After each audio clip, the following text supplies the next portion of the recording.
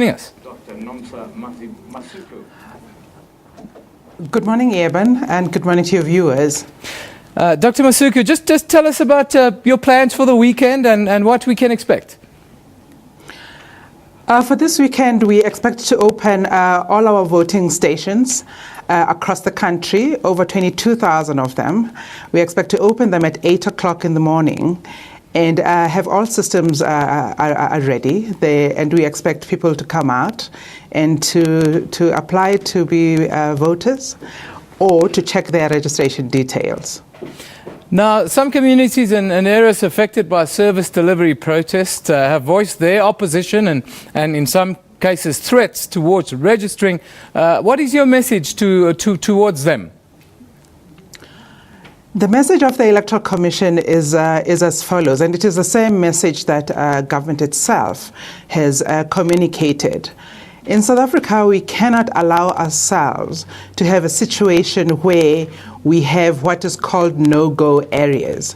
We cannot have people in South Africa, whatever their grievances may be, to put in place measures that intimidate a very crucial thing, like, for example, registering or any other state issue. The Electoral Commission is a state agency, and what it does is that it ensures that people can exercise their right to vote. And in order to do so, we have to mount a registration drive. If you have not registered, you will not be able to vote. And so what we are saying is that the registration should not be used as a form of protest, and there shouldn't be intimidation against our staff. There shouldn't be any threats of disruption to the registration process. Doctor, will we see the National Defence Force deployed in hotspots around the country? We have understood that the presidency has announced that in areas where we are worried about security, that there will be deployment of all the security forces that are necessary in order to prevent any kind of intimidation and any threat to the staff that have to be there and run this process. Now, schools around the country are often being used as registration areas.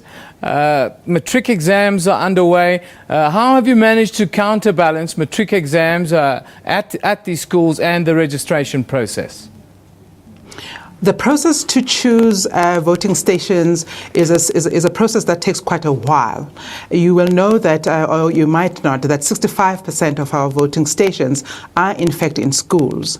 But because this process is negotiated with the schools themselves, with a range of stakeholders, a great care is taken that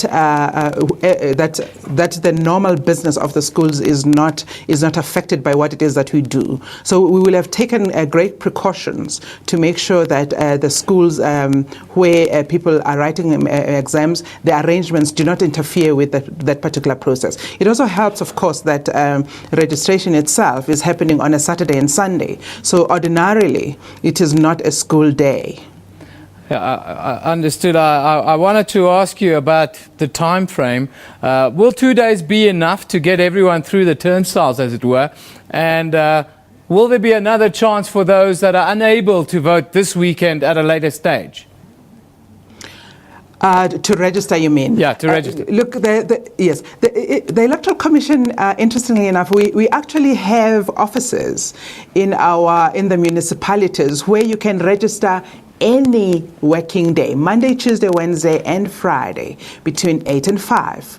But when there's an impending election, what we do is that we then open the voting stations to give people a chance to familiarize themselves with the voting stations.